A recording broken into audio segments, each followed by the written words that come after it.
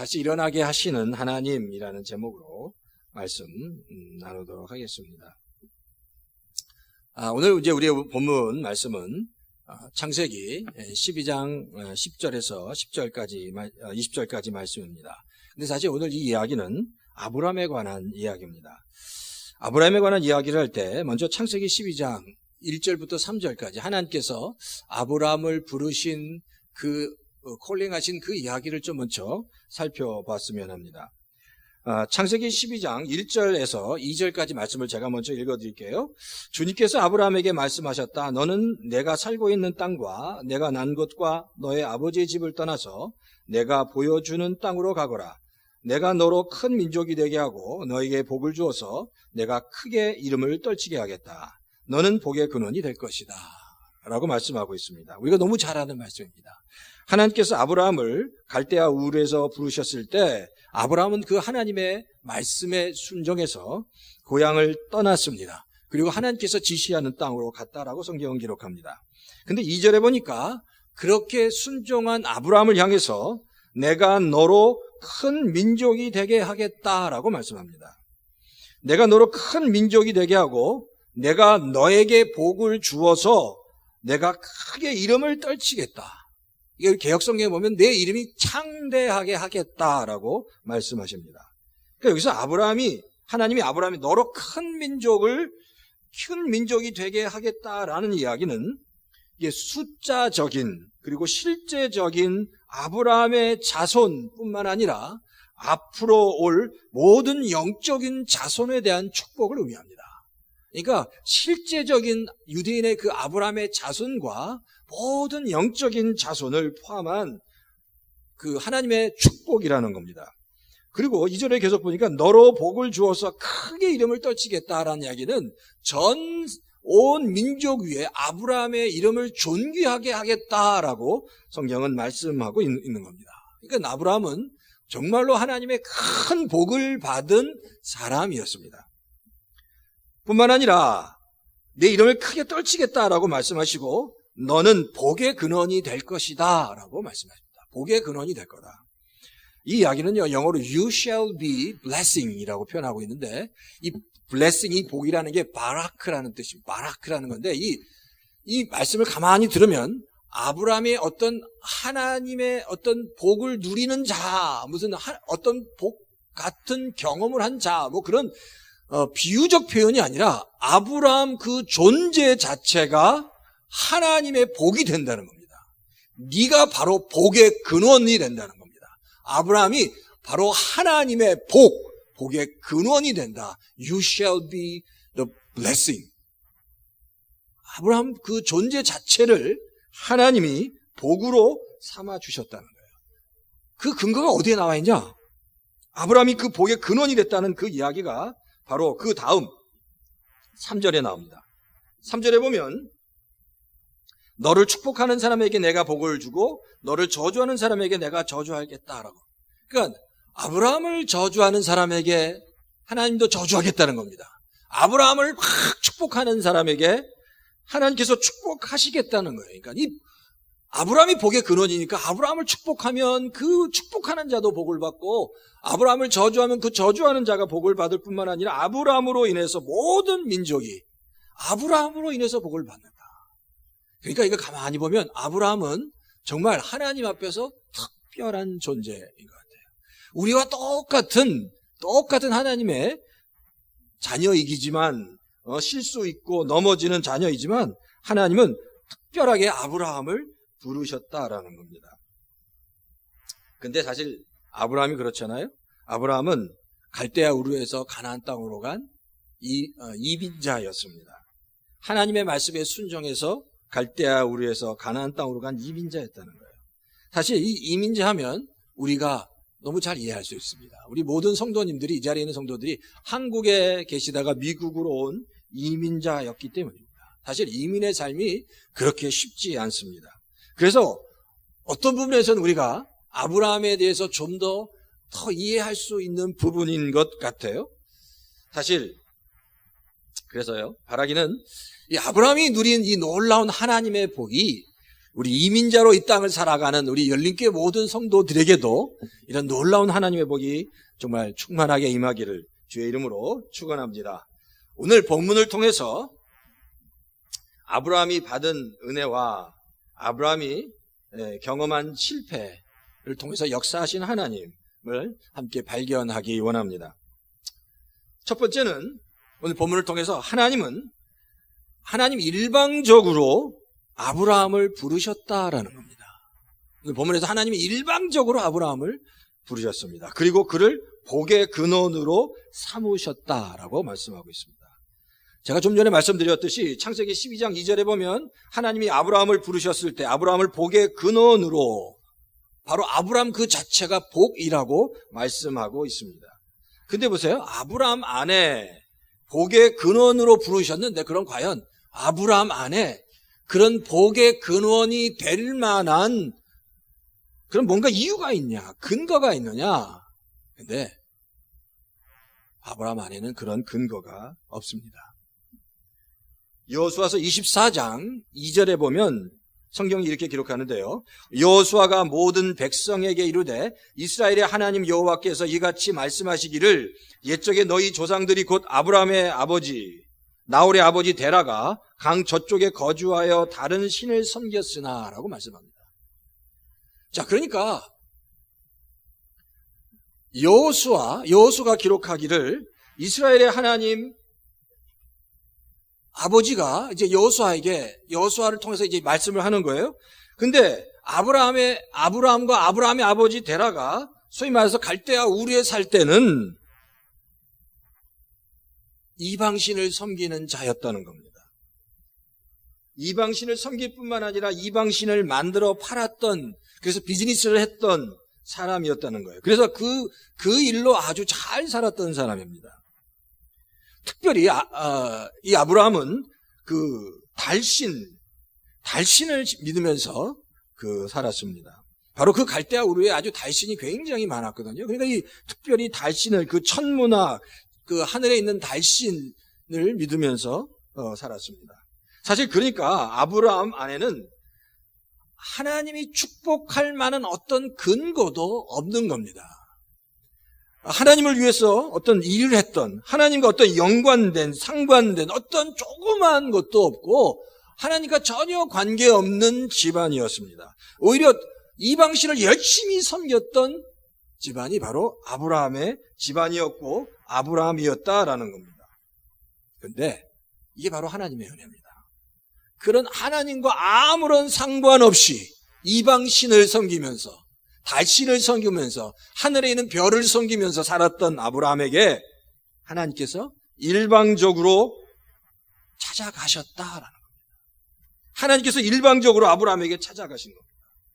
이게 바로 하나님의 은혜라는 겁니다. 사실 구원은 일방적으로 하나님께서 그 자녀들에게 찾아가시는 겁니다. 그리고 그 자녀를 의로운 백성으로 만드셨다라는 겁니다. 사도행전 7장 2절에 보면 또 성경이 이렇게 기록합니다. 우리 조상 아브라함이 하란에 있기 전에 메소포타미아 있을 때 영광의 하나님이 그에게 나타났다. 아브라함이 하란 이전에 메소포타미아에 있을 때 영광의 하나님이 그에게 직접 나타나신 겁니다. 이 스데반의 설교에 보면 우리 조상 아브라함이 소위 갈대아 우르 메소포타미아에 있을 때 영광의 하나님이 아브라함에게 직접 찾아가셔서 아브라함에게 나타나셨다라고 성경이 말씀하고 있습니다.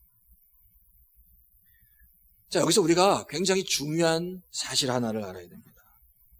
인생의 주도권이 뭐냐는 겁니다. 사실 인생의 주도권이 우리에게 있지 않고 하나님께 있다는 것을 우리가 분명히 알아야 됩니다.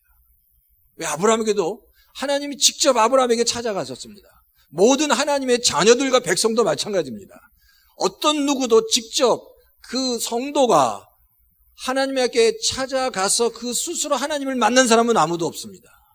모두 하나님께서 우리에게 찾아와 주셔서 하나님께서 우리를 찾으셔서 만나 주셨기 때문에 우리가 하나님의 자녀가 다 되었다라는 겁니다. 그러니까 사실 인생의 주도권은 우리에게 있지 않습니다. 인생의 주도권은 하나님에게 있습니다. 근데 성도에게, 우리에게 가끔 어떤 영적인 문제나 인생의 문제가 생길 때 그 이유는 우리가 우리 인생의 주도권이 나에게 있다고 착각할 때 일어납니다. 내 인생의 주도권이 나에게 있다. 내 인생을 이끌어갈 힘이 나에게 있다. 그 인생을 이끌어갈 지혜가, 능력이, 힘이 나에게 있다라고 착각할 때 우리가 영적으로 혼란에 빠진다거나 어려움을 경험할 수 있다라는 겁니다. 우리가 분명히 알아야 되는 거, 우리 인생의 주도권, 우리 인생의 그 주권이 내가 아니라 하나님께 있습니다 라고 고백할 때, 그때부터 우리를 향한 하나님의 축복의 문이 열리기 시작한다는 겁니다. 그러니까 내가 누군지, 내가 어떻게 이 땅에 지금 이 자리에 있는지, 하나님이 나를 어떻게 부르셨는지에 대한 분명한 그 확신과 믿음이 우리에게 있어야 한다는 겁니다. 자, 그러니까 보세요. 하나님께서 일방적으로 아브라함에게 찾아가셔서 그를 복의 근원으로 만드셨다라고 성경은 말씀하잖아요. 그러니까 이 자체가 좀 굉장히, 어떻게 보면 어떻게 아브라함이 복의 근원이 될까? 사람인데. 그렇게 질문할 수 있습니다. 그런데 하나님이 그렇게 하셨습니다. 놀랍게 아브라함을 복의 근원이라고, 복이 된다고 말씀하셨습니다. 아니, 그 허물 많은, 우리랑 똑같은 많이 넘어졌던 그 아브라함을 그렇게 만드신 것은 아브라함을 향한 특별한 하나님의 은혜라는 겁니다. 정말 아브라함을 향한 특별한 은혜입니다. 그러니까 아브라함을 그 이름만이라도 축복하는 자는 축복을 받고 저주하는 자는 저주를 받는 겁니다. 모든 민족이 아브라함으로부터 복을 얻게 됐다라고 하나님께서 말씀하셨다는 겁니다. 근데 그 모든 근거가 아브라함에게 있다고요? 아닙니다.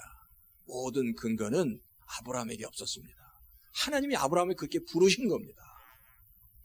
자녀로 부르시고 복의 근원으로 부르셨는데 그 모든 근거는 아브라함에 있지 않고 오로지 하나님의 은혜였다라는 겁니다. 하나님이 일방적으로 아브라함을 찾아가신 겁니다.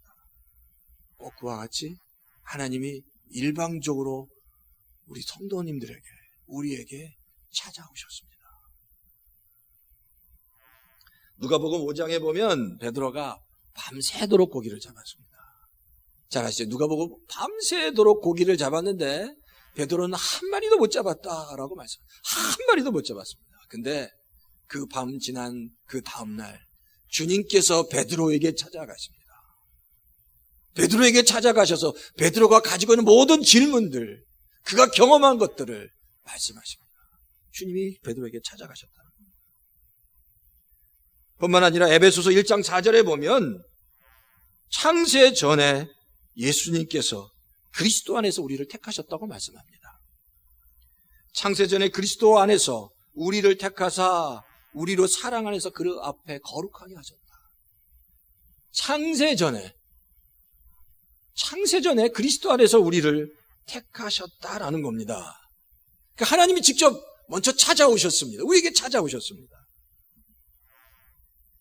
로마서 8장 30절에도 성경이 이렇게 기록합니다. 또 미리 정하신 그들을 또한 부르시고 부르신 그들을 또한 의롭다 하시고 의롭다 하신 그들을 또한 영화롭게 하셨다라고. 이게 개역성경이고요.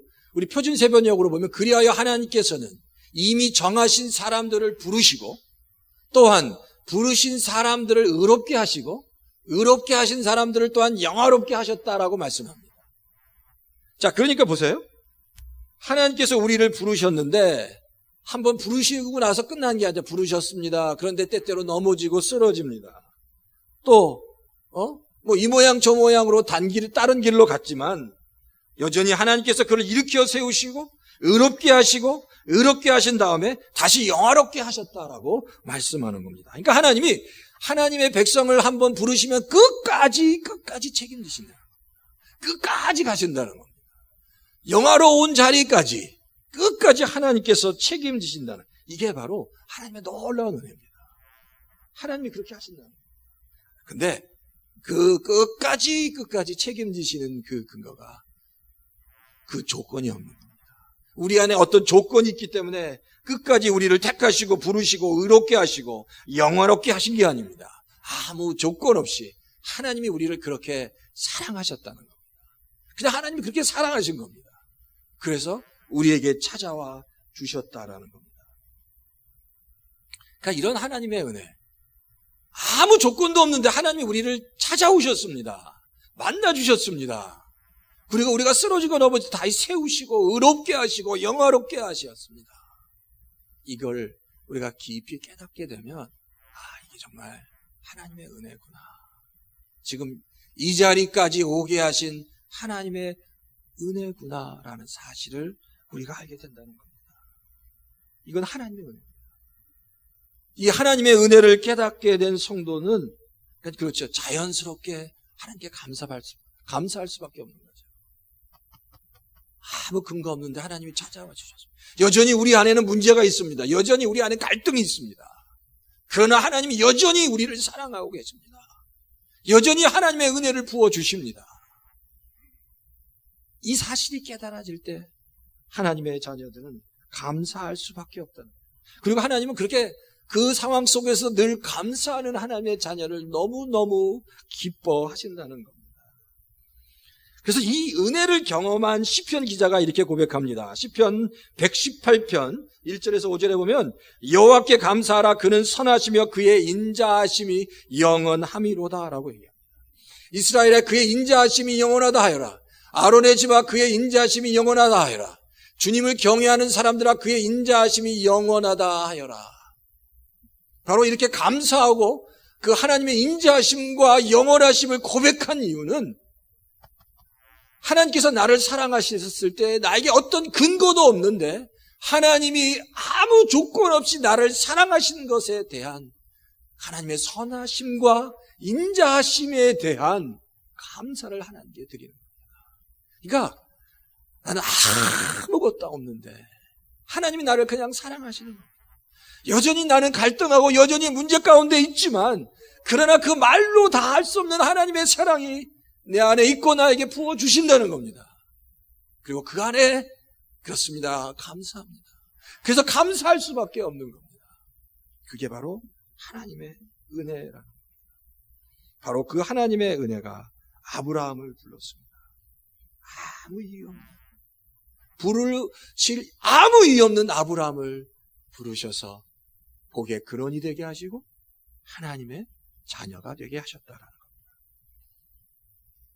우리 열린교회 모든 성도가 그런 은혜를 받았습니다.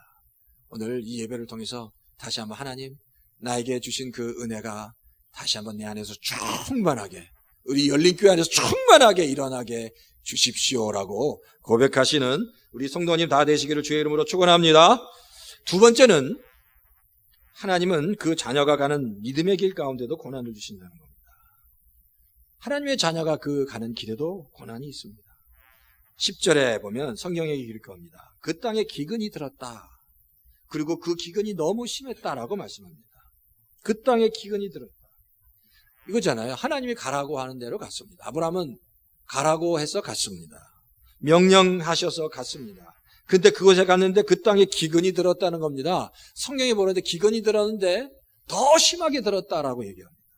아니 하나님이 가라고 해서 갔는데 하나님이 가라고 해서 가고 내가 갈 길이 아니라 하나님이 원해서 갔는데 그러면 기근이 들어도 그것이 풍년이 들고 하나님이 축복을 주셔야 되는데 그 땅에 기근이 들었다라고 성경이 더 심하게 들었다라고 성경이 말씀합니다.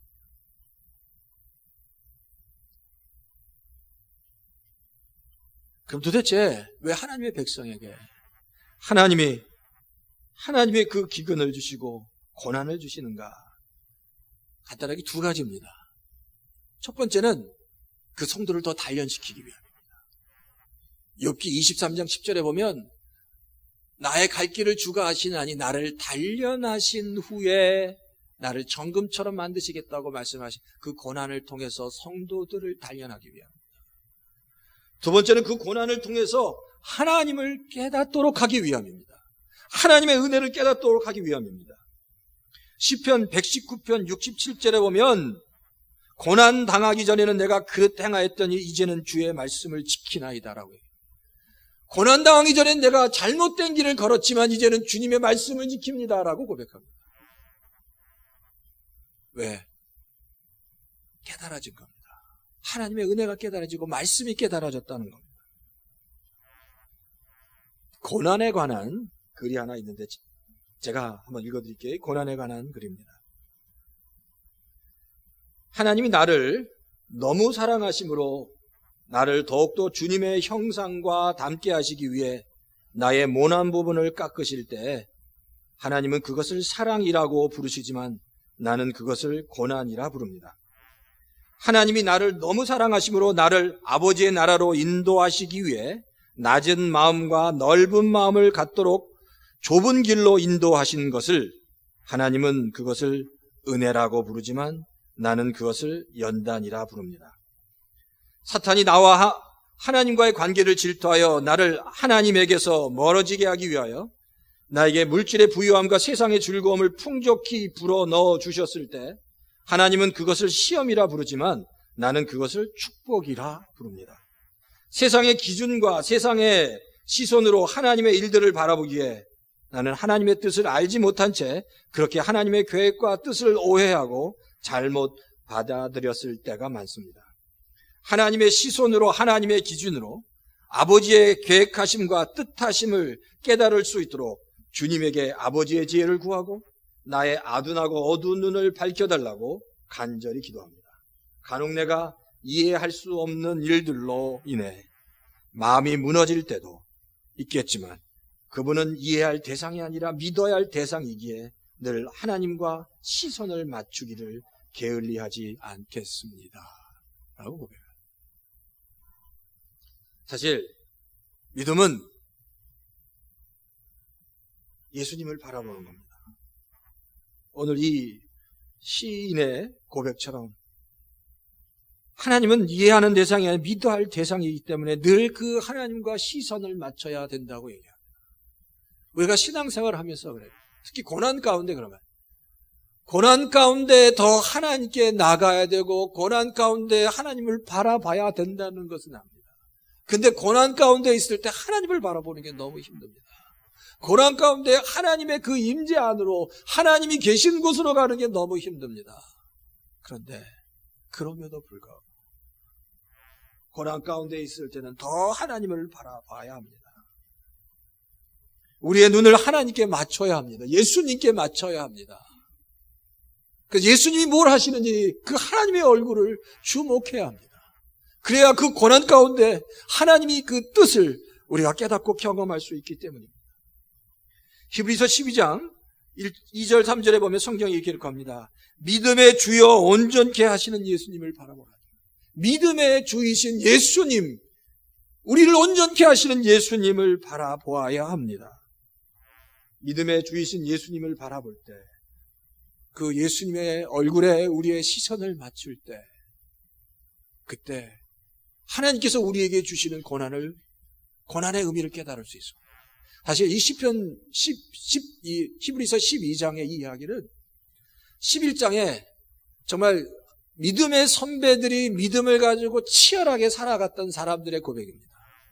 정말 신앙의 위대한 위인들은 믿음을 통해서 승리했지만 어떤 신앙의 선배들은 믿음을 가졌지만 이 땅을 살아가면서 말로 다 할 수 없는 고난과 고통을 겪었습니다. 그러나 그런 고난과 고통을 겪었음에도 불구하고 그들의 시선은 하나님을 향했다는 거예요. 그래서 히브리서 12장에 그렇게 믿음의 주여 온전케 하시는 주님을 바라봐야 한다고 고백합니다. 우리가 어떤 상황에 있든지 그래요. 이해할 수 있습니다. 고난 가운데 있을 때 더 하나님을 바라보는 것이 힘들고 어렵지만 그러나 하나님 저에게 은혜를 주십시오. 더 하나님을 바라볼 수 있도록 주님을 바라보며 나갈 수 있는 힘을 주십시오. 은혜를 주십시오라고 간구하며 하나님을 바라봐야 됩니다. 그리고 그 하나님을 향해 나아갈 수 있어야 한다는 겁니다. 하나님을 바라보고 나아갈 때 하나님께서 그 하나님의 자녀들에게 그 고난의 뜻과 하나님의 놀라운 은혜와 힘과 능력을 부어주시기 때문입니다. 시편 34편 10절에 성경이 이렇게 기록합니다. 젊은 사자는 궁핍하여 줄일지라도 여호와를 찾는 자는 모든 좋은 곳에 부족함이 없으리로다. 여호와를 찾는 자에게 하나님께서 정말 모든 좋은 것을 허락해 주실 겁니다. 세 번째는 하나님의 사랑은 우리의 모든 허물을 덮어주실 만큼 크다는 겁니다. 하나님의 사랑은 정말 큽니다. 그래서 우리가 어떤 허물을 가지고 있어도 그걸 다 덮어주신다는 겁니다. 오늘 본문 11절에 보면 성경이 이렇게 기록합니다. 자, 11절부터 13절까지 제가 한번 읽어드릴게요. 11절에 보면 이집트에 가까이 이르렀을 때 그는 아내 사라에게 말했다. 여보, 나는 당신이 얼마나 아리따운 여인인가를 알고 있어. 이집트 사람들이 당신을 보고서 당신이 나의 아내라는 것을 알면 나는 죽이고 당신은 살릴 것이요. 그러니까 당신은 나의 누이라고 하시오. 그렇게 하여야 내가 당신 덕분에 대접을 잘 받고 또 당신 덕분에 이 목숨도 부지할 수 있을 거요. 라고 아브라함이 그 아내 사라에게 얘기합니다. 근데 사실 이거예요. 아브라함이 지금 기근이 들어서 애굽으로 내려가면서 아브라함의 걱정은 혹시 내 와이프가, 마누라가 너무너무 이쁜데 당신이 만약 내가 당신의 남편이라고 하면 바로 그 애굽 사람들이 나를 죽이고 당신을 빼앗아갈지 모른다는 겁니다. 그래서 나를 당신의 오빠라고 해달라는 겁니다. 이게 무슨 말인지 아시겠죠? 지금 당신 너무너무 이쁘니까 만약 그곳에 내려갔을 때 애굽 사람들이 당신을 빼앗아가고 나를 죽일 수 있다는 거예요. 남편이니까. 그게 너무 걱정된다는 거예요. 그래서 나를 당신의 오빠라고 해달라는 겁니다. 근데 제가 이 이야기가 남자 입장에서는 이렇게 감이 안 옵니다. 근데 제가 여자의 입장을 가만히 생각해 보니까 사례 입장에서는 남편이 그렇게 얘기할 때 내가 이제 당신의 남편이 아니라 내가 당신의 오빠야, 알겠지? 그렇게 그 이야기를 남편으로 듣는 여자의 마음이 얼마나 참담할까. 나를 내 어려운 가운데 위험 가운데 지켜줘야 되는데 지켜주는 게 아니라 남편이 하는 얘기가 여보, 나는 남편이 아니야, 오빠야, 이렇게 얘기하는 그 와이프의 사례 입장이 얼마나 참담하게 했냐는 거예요. 남편을 뭐 XX라고 욕을 하겠죠, 속으로. 어떻게 이렇게 이럴 수 있겠냐. 사실 근데 아브라함을 보면 아브라함은 편할 때는 열심히 기도했습니다. 가는 곳마다 제단을 쌓고 기도했습니다. 근데 아브라함이 힘들 때, 고난 가운데 있을 때, 역경 가운데 있을 때 아브라함을 본문에 보니까 힘들 때 기도하지 않았다는 겁니다. 기도하지 않고 자신의 뜻에 따라 애굽으로 내려갔다라고 성경은 말합니다. 근데 이 본문을 보면 애굽으로 내려가면서 아브라함에게는 더 큰 두려움이 찾아오기 시작했습니다. 두려움이 엄습했습니다. 두려움이 엄습하니까 하나님이 보이지 않는 겁니다. 그러니까 두려움이 다 하나님을 갈아버렸다라는 겁니다. 그러면서 점점 생각은 하나님을 향해서 생각하는 게 인간적인 생각이 움직이기 시작합니다. 그러니까 변명할 생각, 살 궁리만 생각하게 됐다라는 겁니다. 근데 애굽에 내려가니까 아니나 다를까 그곳에서 자기 아내를 바로 왕에게 뺏겨버렸습니다. 이제 그 인생이 이제 엉망이 된 겁니다. 아브라함이 자신이 잘못한 것에 대한 대가를 혹독히 치르게 된 겁니다. 내려가지 말아야 될 곳에 내려가서 이제 아내까지 다 뺏겨버린 겁니다. 자, 그런데 보세요. 자, 오늘 참 이 성경 그렇게 아브라함이 잘못해서 아내를 뺏겼는데 오늘 성경 말씀 17절 한번 보세요. 17절. 오늘 성경 말씀 17절을 보면 성경에 이렇게 기록합니다. 그러나 주님께서 아브라함의 아내 사레의 일로 바로와 그 집안에 무서운 재앙을 내리셨으므로 주님께서 아브라함의 아내 사레의 일로 그 집안에 바로와 그 집안에 무서운 재앙을 내리셨다라고 얘기합니다. 아브라함은 자신이 그렇게 그토록 사랑했던 아내, 하나님 다음으로 사랑했던 아내를 지금 남자의 품에 지금 보내버린 겁니다. 그걸 지금 아무 말 하지 못하고 그걸 지켜보고 있는 겁니다. 아무 말 하지 못하고 그걸 지켜보고 있는 아브라함의 마음이 어땠을까?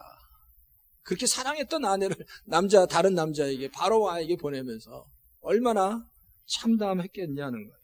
근데 그 우려했던 일이 벌어진 겁니다. 사실 이럴 때는 무슨 돈이 1000만금, 10,000금이 있어도 소용이 없는 겁니다. 왜? 지금 사실 아브라함이 가장 사랑했던 가장 가까운 가족은 와이프밖에 없는 거예요. 그러니까. 근데 그 와이프마저 바로왕이 데려간 겁니다. 그의 마음은 지옥 같았을 겁니다. 인생의 최대 위기를 만난 겁니다. 근데 성경에 나오지 않았지만 그랬을 것 같아요. 그 인생의 최대 위기에 아브라함이 밤새 눈물을 흘리면서 기도했다는 겁니다. 밤새 눈물을 흘리면서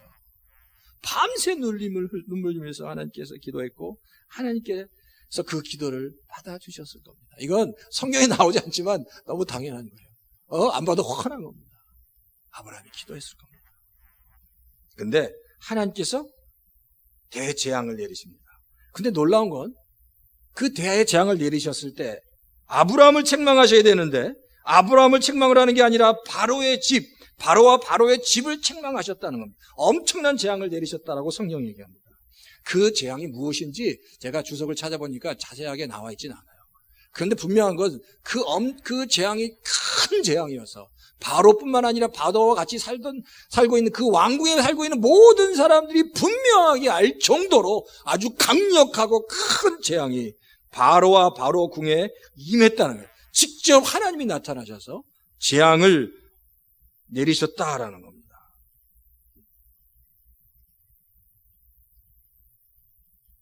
그 재앙을 경험한 바로가 놀래버린 겁니다. 그 재앙을 경험한 바로가 놀래서 아브라함에게 얘기합니다. 아니, 네가 왜 나에게 사레가 너의 아내라고 얘기하지 않느냐? 왜 따지는 거죠. 왜 얘기하지 않느냐고 따졌습니다. 왜? 하나님이 직접 나타나셔서 그는 내가 사랑하는 자다. 내가 그 아내를 품으면 내가 너를 죽일 거다라고 하나님께서 직접 말씀하셨기 때문입니다.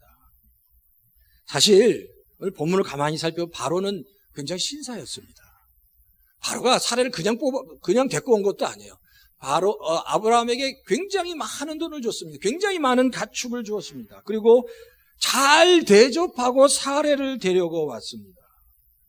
그러니까 이 바로는 잘못한 게 없어요. 그러니까. 그런데 놀라운 건 아브라함이 다 잘못했는데 하나님이 바로를 치신 겁니다. 사실 이 부분에 대해서 성경학자도 굉장히 많은 논란이 있습니다. 아니, 잘못은 아브라함이 했는데 왜 하나님이 바로를 치셨나? 근데 누구도 어떤 성경학자도 거기에 대해서 분명하게 얘기하는 사람이 없습니다. 그런데 한 가지 공통되는 의견은 한 가지예요. 당연히 아브라함이 하나님의 그 고통을 당해야 되고 하나님이 아브라함을 치셔야 되는데 바로를 치신 이유, 하나님이 그냥 아브라함을 사랑한 겁니다. 하나님이 그냥 아브라함을 사랑하신 거예요. 그래서 바로를 쳐버린 거예요. 그러니까 다른 이유가 없는 겁니다. 아브라함을 사랑하셨어요. 그를 선택했고 그를 사랑했기 때문에 아브라함이 잘못했는데 하나님이 아브라함을 그냥 끌어안으신 거예요. 그를 사랑하신 거예요. 그러니까 그것밖에 설명이 되지 않는다는 겁니다. 아브라함이 잘못했지만, 아브라함이 실수했지만 하나님이 아브라함을 사랑하셨다는 겁니다. 그것밖에 다른 설명이 되지 않는다는 거예요. 그의 아브라함을 향한 하나님의 일방적인 사랑입니다. 일반적인 선택이죠. 근데 놀라운 건 그 아브라함을 향한 그 사랑이 우리에게도 하나님이 그렇게 사랑하신다는 겁니다. 하나님의 모든 자녀에게 우리가 이 땅에서 수없이 넘어지고 깨지고 다치고 상처 입지만 여전히 하나님은 그 부족하고 연약한 실수투성이인 우리를 향해서 무조건적으로 사랑하시는 겁니다. 왜? 내 자녀니까, 내 아이니까 하나님이 사랑하신다는 겁니다. 그게 우리를 향한 하나님의 사랑이고 아브라함을 향한 하나님의 사랑이 그렇게밖에 설명이 안 되는 겁니다. 그래서 20절에 보면 하나님께서 아브라함의 모든 것을 다 회복시켜 주십니다. 아내도 다시 다시 돌아오고, 바로가 줬던 모든 물건을 가지고 그 나라에서, 애굽에서 나오게 됐다라고 성경이 말씀하고 있는 겁니다. 근데 굳이 아브라함이 잘못했는데 왜 하나님께서 바로를 치셨느냐에 대한 이유를 굳이 찾아본다면 바로 그겁니다. 하나님께서 아브라함에게 약속하셨기 때문입니다. 아브라함을 부르셨기 때문에 하나님께서 아브라함에게 무슨 약속을 했죠? 내가 복의 근원으로 삼겠다. 너에게 큰 민족을 이루고 너가 복을 주어 이름이 참되게 되겠다. 복의 근원이 되겠다라고 말씀하시고, 너를 축복하는 자에게 복을 주고 너를 저주하는 자에게 저주하겠다고 하신 그 말씀, 이미 하나님께서 언약을 아브라함에게 주셨기 때문에 그 언약대로 아브라함을 축복하시고 사랑하셨다는 겁니다. 그러니까 하나님은 하나님께서 말씀하신 그 언약대로 움직이신다는 겁니다. 아브라함이 잘못했지만 하나님께서 그 언약대로 아브라함을 사랑하셨습니다. 너무너무 아브라함을 사랑합니다. 복의 근원이 되게 하셨다는 겁니다. 사실 그래요. 우리가 하나님을 택하지 않았습니다. 하나님께서 우리를 택하셨습니다. 우리가 부족하고 허물 많아도 주님은 그렇기 때문에 우리를 절대 버리시지 않습니다. 우리는 하나님이 사랑하시는, 가장 사랑하는 하나님의 자녀이기 때문입니다. 어린 젖먹이를 그 어미가 버릴지라도 하나님은 절대 우리를 버리시지 않으시는 분이다라는 겁니다. 그게 바로 우리를 향한 하나님의 은혜라는 겁니다. 우리가 아무리 큰 실수를 저질러도, 우리가 아무리 부족해도 하나님은 우리를 정말로 사랑하십니다. 우리의 모든 실수와 실패와 우리의 모든 결점조차도 다 덮고 남을 만큼 하나님의 사랑은 그렇게 크시다라는 사실, 그 하나님의 은혜, 그 하나님의 사랑을 우리가 깨달아야 합니다. 그걸 믿어야 합니다. 그리고 그 하나님의 은혜 안으로 들어갈 수 있어야 합니다. 그게 바로 아브라함의 하나님, 아브라함을 구원하신 하나님의 은혜예요. 지금까지 우리가 이 땅에 올 때까지, 지금 이 시점까지 올 때까지 우리를 지키신 하나님의 은혜, 그분이 바로 우리의 하나님이시라는 겁니다. 우리 성도 여러분, 이 찬양을 아시는지 모르시겠어요? 아시면 같이 한번 부르면 좋겠는데, 제가 먼저 한번 가사를 읽어볼게요.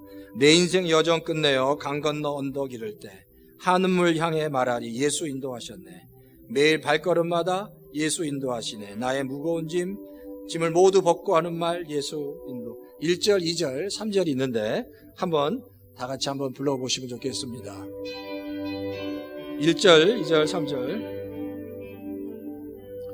내 인생 여정 끝내어 강 건너 언덕 이를 때 강 건너 언덕 이를 때 하늘 문 향해 말하리 예수 인도하시네. 매일 발걸음마다 예수 인도하시네. 나의 무거운 죄짐을 모두 벗고 하는 말 예수 인도하셨네. 2절입니다. 이 가시밭길 인생을